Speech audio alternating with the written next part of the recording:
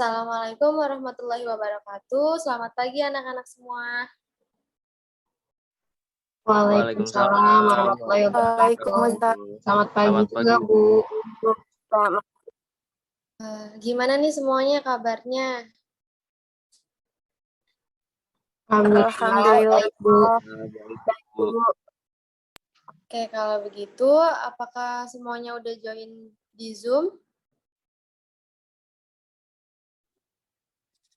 Siap, sudah, Bu. Oke, kalau udah, silakan mengisi presensi yang akan Ibu berikan linknya di room chat Zoom ya. Udah, Ibu. Oke, apakah semuanya sudah mengisi link presensi? Sudah, Bu. Sudah, Ibu. Oke, kalau semua sudah mengisi link presensi, kalau begitu sebelum memulai pelajaran pada hari ini, mari kita berdoa sesuai agama dan kepercayaan masing-masing.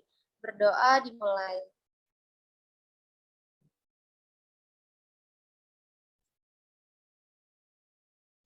Berdoa selesai. Sekarang kita akan belajar lagi nih tentang perusahaan dagang. Nah, sebelumnya Ibu mau tanya nih, masih ada yang ingat nggak sih apa ciri-ciri khusus atau identitas khusus perusahaan dagang? Ada yang bisa menjawab? Saya, Ibu, izin menjawab. Ya, silakan Novi. Ya, baik, Bu. Jadi, ciri-ciri khusus dari akuntansi perusahaan dagang adalah terdapat akun persediaan barang dagang dan akun harga pokok penjualan. Ya, bagus banget Novi, benar jawabannya. Berarti masih pada ingat ya tentang materi sebelumnya. Jadi dalam perusahaan dagang itu yang menjadi ciri khususnya itu adalah terdapat akun persediaan. Karena berbeda dengan perusahaan jasa, pada perusahaan dagang itu kegiatan utamanya melakukan penjualan pada barang dagangnya. Nah, oleh karena itu, pada hari ini kita akan membahas lebih lanjut terkait persediaan barang dagang yang meliputi kriterianya, sistem pencatatannya, dan metode perhitungan persediaan barang dagangnya. Oke, kalau gitu Ibu akan share screen. Apakah sudah terlihat? Sudah, Ibu. Oke, jadi materi kali ini yaitu mengelola persediaan barang dagang. Nah, sebelum kita mulai ke materinya, kita tahu nih apa sih tujuan pembelajaran yang akan kita capai pada pertemuan kali ini, yaitu yang pertama dapat mengidentifikasi pengertian persediaan dengan benar, yang kedua dapat menyusun pencatatan persediaan dengan sistem periodik maupun perpetual, dan tujuan yang ketiga yaitu dapat menghitung nilai persediaan dengan metode FIFO, LIFO, dan average. Kita langsung mulai, sebelumnya kita harus tahu dulu nih, apa sih persediaan barang dagang itu? Jadi ada dua kriteria persediaan, yaitu yang pertama, persediaan barang dagang ini dimiliki oleh perusahaan. Jadi perusahaan ini memperoleh barang dagang dengan cara membeli melalui supplier yang akan siap dijual kepada customer-nya. Nah, barang yang dibeli ini sudah dalam bentuk siap dijual, artinya perusahaan tidak lagi merubah bentuk maupun fungsinya. Jadi, dari kriteria ini dapat kita simpulkan ya bahwa persediaan barang dagang ini adalah barang atau produk yang dimiliki oleh perusahaan melalui pembelian yang akan dijual dalam aktivitas operasional perusahaan. Oke, kita lanjut. Sudah tahu nih pengertiannya, sekarang kita bahas sistem pencatatan persediaan. Nah, dalam pencatatan ini ada dua sistemnya. Yang pertama ada sistem perpetual dan ada sistem periodik. Nah, pada sistem perpetual, transaksi yang berhubungan dengan persediaan barang dagang langsung dicatat ke dalam jurnal dan juga dicatat ke kartu persediaan barang dagang. Sehingga setiap data mutasi persediaan dan sisa akhir saldo persediaan itu dapat mudah diketahui oleh perusahaan. Nah, sedangkan pada sistem periodik ini, perusahaan hanya akan melakukan pengecekan secara fisik terhadap persediaan setiap akhir periode. Caranya yaitu menghitung sisa barang yang ada di gudang. Nah, ini namanya itu adalah stock of name of inventories. Oke, kita lanjut. Nah, di sini ada perbandingannya nih antara pencatatan periodik dan perpetual. Jadi pada perpetual itu, kita langsung mengakui bertambahnya atau berkurangnya persediaan. langsung kita lihat ya pada transaksi pertama, yaitu pembelian barang dagang secara kredit. Pada sistem periodik ini hanya mencatat pembelian bertambah di debit dan mengakui utang dagang di kredit. Sedangkan pada metode perpetual, kita langsung mengakui bertambahnya persediaan barang dagang di debit dan mengakui utang dagang di kredit. Nah, yang kedua yaitu transaksi penjualan barang dagang secara kredit. Pada periodik, perusahaan hanya mencatat pengakuan piutang dagangnya bertambah di debit dan mencatat bertambahnya penjualan di kredit. Sedangkan pada metode perpetual, selain mencatat piutang dagang dan penjualan, ada pencatatan tambahan nih, yaitu mencatat harga pokok penjualan di debit dan mengurangi persediaan di kredit karena barangnya keluar melalui penjualan.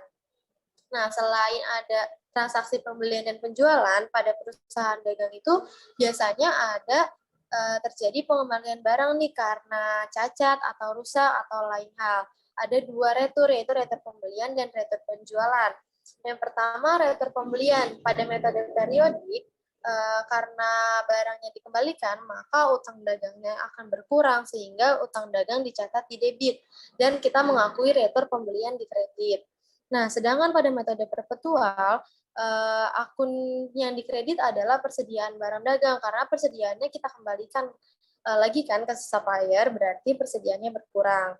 Pada saat terjadinya transaksi pengembalian barang atau retur penjualan, pada sistem periodik, perusahaan akan mengakui retur penjualan di debit dan mengurangi piutang dagangnya di kredit karena kan barangnya kita kembalikan, jadi piutang dagangnya juga berkurang. Nah, pada metode perpetual, selain mengakui retur dan mengurangi piutang, kita juga langsung mencatat persediaan barang dagangnya di debit pada harga pokok penjualannya di kredit. Karena barang yang tadinya sudah kita jual itu dikembalikan oleh customer, artinya barangnya masuk lagi ke perusahaan kita. Jadi barangnya bertambah di debit dan kita mengurangi harga pokok penjualan di kredit. Oke, selanjutnya kita akan langsung membahas tentang penilaian persediaan. Jadi yang kita bahas ada 3 metode penilaian persediaan, yaitu FIFO, LIFO, dan rata-rata atau average. Yang pertama ada metode FIFO atau dalam bahasa Indonesianya itu masuk pertama, keluar pertama. Jadi metode ini mengasumsikan bahwa barang yang pertama masuk atau dibeli akan menjadi barang yang pertama pula keluar atau dijual. Sehingga metode ini cenderung menghasilkan persediaan yang nilainya tinggi dan berdampak pada nilai aktiva perusahaan yang dibeli. Nah, yang kedua ada metode LIFO atau masuk terakhir, keluar pertama. Jadi kebalikannya dari metode FIFO. Jadi metode ini karena barang yang terakhir masuk itu adalah barang yang pertama dijual, akhirnya pada akhir periode menghasilkan nilai persediaan akhir yang rendah dan berdampak pada nilai aktiva perusahaan yang rendah pula. Nah, selain itu juga harga pokok penjualan yang timbul itu menjadi tinggi, sehingga laba kotor yang dihasilkan perusahaan itu rendah atau bahkan mungkin mengalami kerugian. Sehingga pada saat ini metode LIFO ini sudah tidak digunakan oleh perusahaan.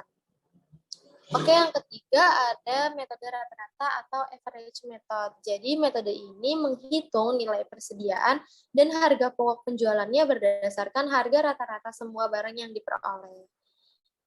Oke, kita lanjut. Nah, di sini ada contoh soal, di situ tersedia data mutasi persediaan, mulai dari persediaan awal, lalu ada pembelian dan penjualan. Yang diminta adalah yang pertama, menghitung nilai persediaan akhir menggunakan sistem periodik dan sistem perpetual dengan metode LIFO, FIFO, dan average. Dan yang kedua, menghitung harga pokok penjualan dan laba kotor. Oke, langsung aja kita bahas. Yang pertama, kita menghitung persediaan akhir menggunakan sistem periodik. Nah, dari data yang sebelumnya nih, kita kan udah tahu, lihat tadi ya, ada persediaan awal pada tanggal 3 Januari sebesar 200 unit. Nah, lalu di sini pembelian, ini dari mana Bu 800 unit? 800 unit ini dari total semua pembelian kita jumlah. Sehingga barang yang tersedia untuk dijual pada periode 2021 adalah 1.000 unit. Nah, lalu kita hitung lagi nih total penjualan yang terjadi selama tahun 2021. adalah sejumlah 700 unit, sehingga persediaan akhirnya pada tanggal 31 Desember tersisa 300 unit. Nah, ini kita udah dapat nih sekarang unit persediaan akhirnya, yaitu 300 unit.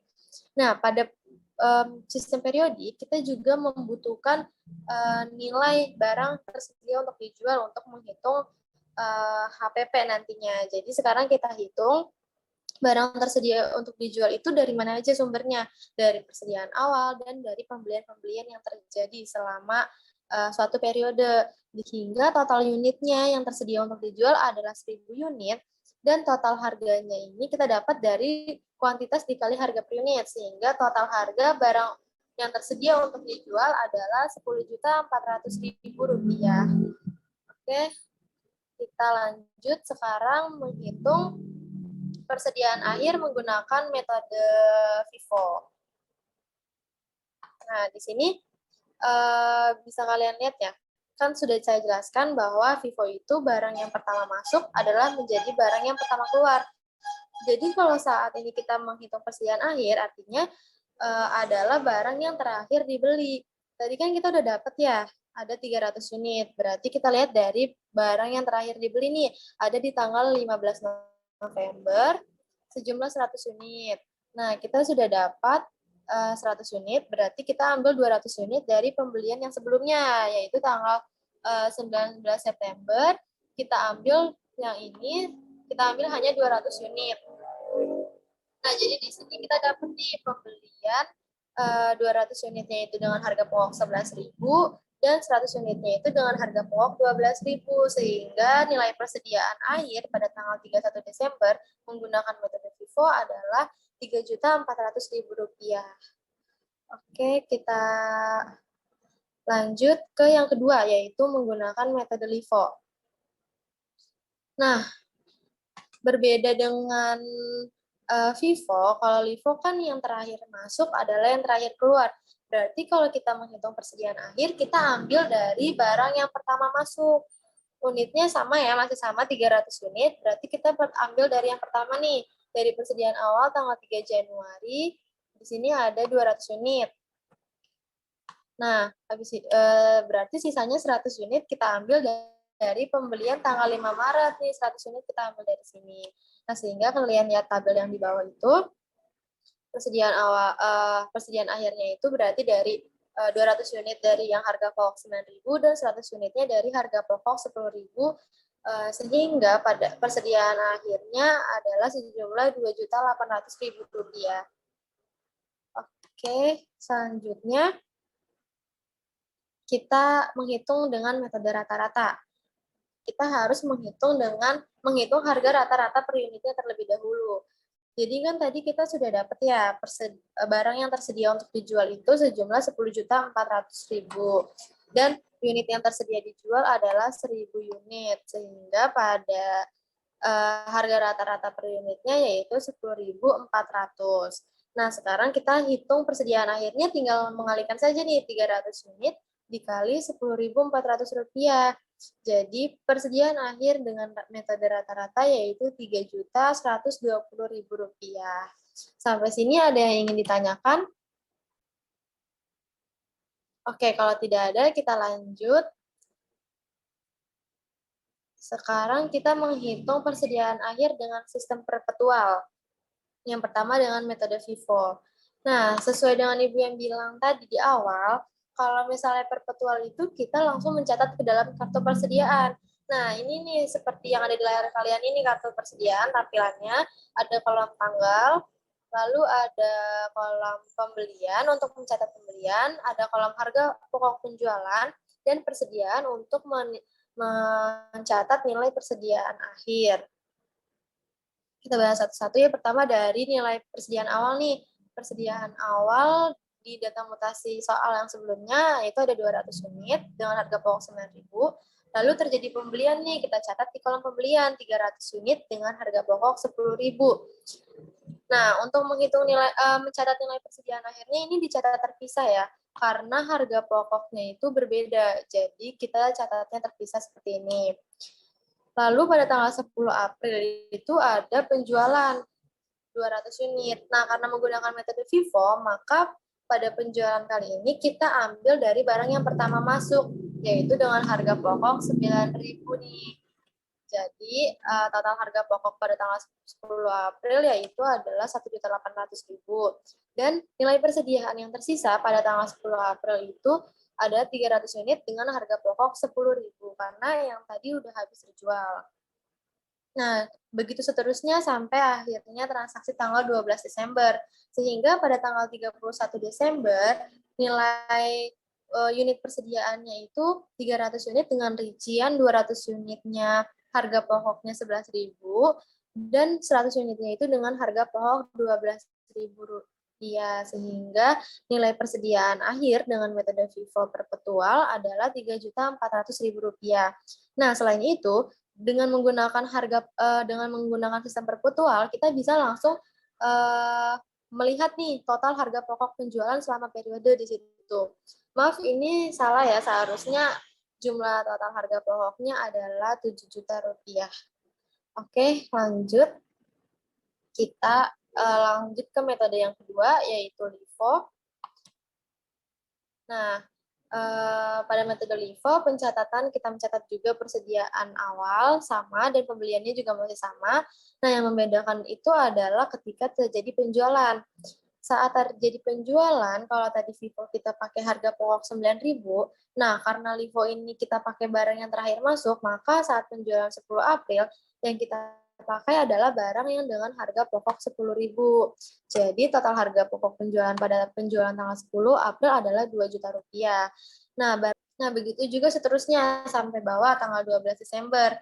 Sampai tanggal 31 Desember itu didapati yang tersisa ada 300 unit dengan rincian 200 unitnya dengan harga pokok 9.000 rupiah dan 100 unitnya dengan harga pokok 11.000 rupiah. Jadi nilai persediaan akhirnya dengan metode LIFO yaitu 2.900.000 rupiah dan harga pokoknya itu adalah 7.500.000 rupiah. Oke, selanjutnya kita langsung bahas metode yang ketiga, yaitu metode rata-rata perpetual. Nah, kalau tadi saat ada pembelian, persediaan akhirnya itu kita catat terpisah karena harga pokoknya berbeda. Nah, kalau saat dengan metode rata-rata, kita harus menghitung nih. Jadi, total hitung unit persediaan awal ini ditambah dengan pembelian yang pada tanggal 5 Maret, kan 200 ditambah 300, jadi total persediaannya yaitu 500. Lalu kita jumlahkan juga total harganya 1.800.000 ditambah 3 juta, jadi total harganya itu di sini 4.800.000.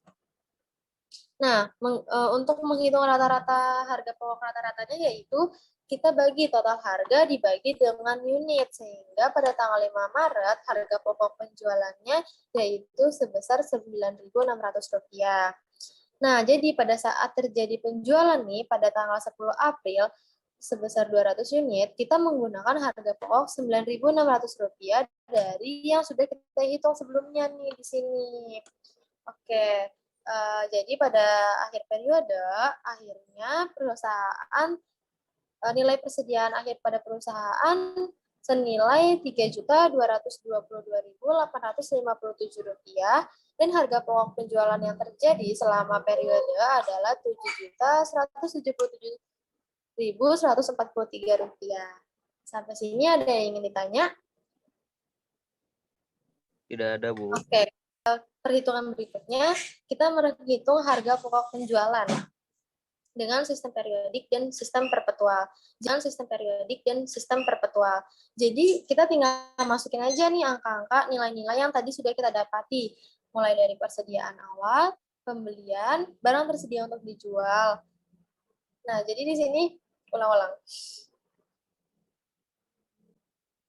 Nah, untuk menghitung harga pokok penjualan, kita tinggal masukin aja nilai-nilai yang sudah kita dapat dari perhitungan sebelumnya. Mulai dari persediaan awal, metode FIFO, LIFO, dan rata-rata sama ya, Rp1.800.000. Lalu pembeliannya juga sama, semuanya Rp8.600.000, sehingga barang tersedia untuk dijualnya yaitu Rp10.400.000.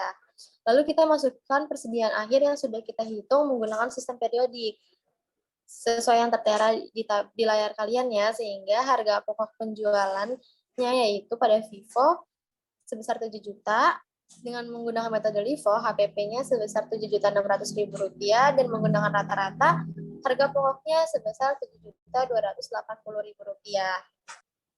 Nah, lalu untuk yang sistem perpetual juga sama datanya, yang membedakan adalah hanya nilai persediaan akhirnya nih. Jadi didapati harga pokok penjualan sistem perpetual dengan menggunakan metode FIFO yaitu Rp7 juta, lalu metode LIFO Rp7.500.000 dan pada metode rata-rata sejumlah Rp7.177.143. Nah, kita lanjut menghitung penjualan. Jadi kita hitung semua penjualan yang terjadi selama periode tahun 2021 nih Ibu. Sehingga total penjualannya adalah 700 unit dengan nilainya yaitu 11.100.000. Setelah kita dapat penjualan, nilai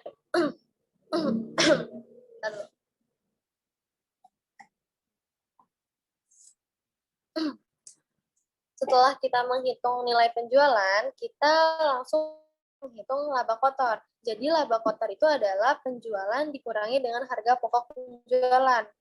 Yang pertama kita hitung pakai menggunakan sistem periodik ya. Penjualannya Vivo, LIFO, dan rata-rata itu sama, Rp11.100.000. Lalu harga pokok penjualan yang sudah kita hitung sebelumnya kita masukkan nih ke sini Rp7.700.000 dan Rp7.280.000 sehingga laba kotor menggunakan sistem periodik pada metode Vivo yaitu Rp4.100.000, pada metode LIFO yaitu Rp3.500.000 dan laba kotor dengan metode rata-rata yaitu Rp3.820.000. Lalu yang kedua, sistem perpetual juga sama. Jadi kita tinggal mengurangi aja penjualan dikurang harga pokok penjualan. Datanya dari yang tadi kita hitung. Nah, bisa kalian lihat ya dari tabel ini bahwa metode yang menghasilkan harga pokok penjualan paling tinggi dan menghasilkan laba kotor paling rendah itu adalah metode LIFO. Nah, dari laba kotor yang rendah ini, pada akhir periode saat perhitungan pajak akan menghasilkan pajak yang rendah pula. Oke, ternyata materi kali ini udah selesai. Sampai sini apakah ada yang ingin ditanyakan? Oke, karena tidak ada berarti sudah pada menyimak ya penjelasan Ibu dan Ibu harap semuanya bisa memahami. Kalau gitu Ibu sudah menyiapkan latihan soal nih berupa kuis singkat di link tersebut. Ibu akan kirim linknya juga melalui chat Zoom. Akan Ibu beri waktu 7 menit untuk mengerjakan. Boleh dimulai dari sekarang, silakan mengerjakan.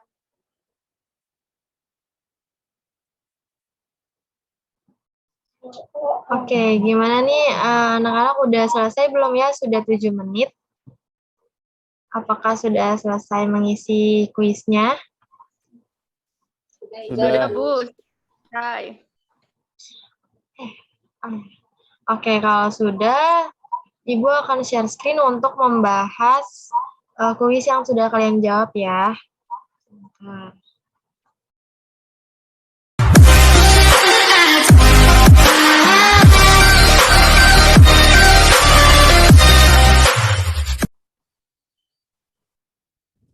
Oke, karena udah semua ngerjain, sekarang kita akan membahas kuis akuntansi yang tadi sudah kalian kerjakan. Dimulai dari nomor 1 nih, ada yang mau menjawab nggak? Saya izin menjawab, Bu. Iya, silakan. Jawabannya A, sistem pencatatan perpetual. Karena di setiap transaksi penjualan ataupun pembelian barang dagang dalam sistem pencatatan perpetual, itu mencatat harga pokok penjualan barang dagangnya dalam jurnal. Benar banget, Hani, jawabannya. Setelah masuk, dikeluarkan terlebih dahulu.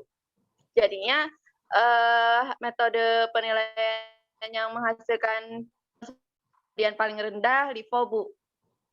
Ya, benar banget, Sela. Karena metode LIFO menggunakan barang yang terakhir masuk, sehingga persediaan yang tersisa itu apa sih? Sela, lu tadi kayaknya salah deh, Sela. Iya deh, Sela. Itu lu tadi jelasin Vivo deh kayaknya. Gue emang ngejelasin. Harusnya Ulang. bakal keluar duluan gitu ya. Gue malah nggak Iya, ada. lu tadi ngomongnya yang barang pertama datang yang duluan. Gimana sih? Iya gitu, Ya kayak gitu dah. Ulang ya, Ya kan ulang. first in, Ya first udah, out. ulangnya dari mana nih, dari gue? Gue. Oke, lanjut. Nomor 2, ada yang ingin menjawab? Saya Bu Sela ingin menjawab nomor 2. Ya, silakan Sela. Jadi nomor 2, metode penilaian persediaan yang cenderung menghasilkan nilai persediaan akhir yang rendah dan berdampak pada nilai aktiva perusahaannya rendah adalah jawabannya yang A, LIFO Bu. Karena di sistem pencatatan LIFO ini barang yang terakhir masuk akan dikeluarkan duluan, sehingga nilai persediaannya rendah Bu.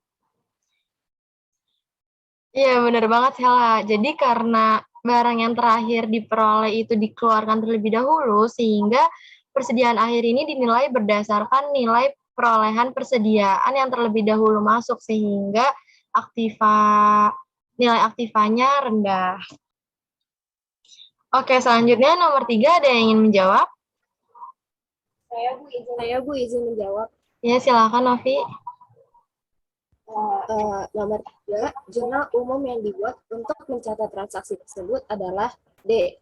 Piutang dagang di debit sebesar 100 juta, penjualan di kredit sebesar 100 juta, harga pokok penjualan di debit sebesar 50 juta, dan persediaan barang dagang di kredit 50 juta. Iya, benar banget Novi. Jadi pada perpetual jangan lupa untuk mencatat harga pokok penjualan yang terjadi pada saat terjadinya penjualan tersebut. Oke, selanjutnya nomor 4. Siapa yang ingin menjawab? Saya izin menjawab. Ya, silakan Rio. Oke, berdasarkan kartu persediaan, laba kotornya berapa ya, Bu ya? Di sini menggunakan kartu persediaan menggunakan metode perpetual LIFO. Itu ditemukan HPP-nya yaitu 32.465. Dan diketahui total penjualan sebesar 40.000. Maka laba kotor sama dengan penjualan dikurangi harga pokok penjualan, maka ditemukan jawabannya yang B, Bu, 7.535. Iya, baik. Betul banget, Rio, jawabannya. Jadi, untuk menghitung laba kotor itu, kita mengurangi penjualan dikurangi dengan harga pokok penjualan. Sehingga laba kotor didapat Rp7.535. Oke, selanjutnya soal yang terakhir, siapa yang ingin menjawab? Saya lagi Bu Sela izin menjawab. Oke, silakan Sela. Nomor 5, berdasarkan kartu persediaan pada soal nomor 4, buatlah jurnal penjualan pada tanggal 25 Juli 2020 menggunakan sistem pencatatan perpetual apabila harga jual Rp400. Jadi jawaban yang benar C, Bu. Piutang dagang di debit 4.000, penjualan di kredit 4.000, HPP di debit 3.300, persediaan barang dagang 3.300. Oke, Benar nggak ya, Bu? benar banget nih Sela. Jadi kita lihat ya kartu persediaan pada tanggal 25 Juli. Penjualannya yaitu harga pokoknya 330 per unit dan total harga pokok penjualannya 3.300. Jadi di sini mencatat harga pokok penjualannya sejumlah 3.300, lalu penjualannya yaitu 400 dikali 10 unit ya, jadi Rp4.000. Oke, kalian udah cukup memahami ya sepertinya materi persediaan barang dagang kali ini. Oke, karena pembelajaran kali ini telah selesai dan kita juga sudah mengerjakan latihan dan juga membahasnya. Sekarang apakah masih ada yang ingin ditanyakan? Tidak ada, Bu. Oke, baik. Jika tidak ada, Ibu tutup ya pembelajaran hari ini. Jadi tolong dipelajari lagi terkait pencatatan dan penilaian persediaan barang dagang. Kalian bisa cari di internet ataupun di YouTube. Oke, untuk menutup pertemuan pada hari ini, mari kita membaca hamdalah bersama-sama. Alhamdulillahirabbil alamin. Semoga ilmu yang kita pelajari hari ini dapat bermanfaat dan menambah wawasan kita. Terima kasih sebelumnya. Wassalamualaikum warahmatullahi wabarakatuh. Waalaikumsalam warahmatullahi wabarakatuh. Terima kasih, Bu. Terima kasih, Bu.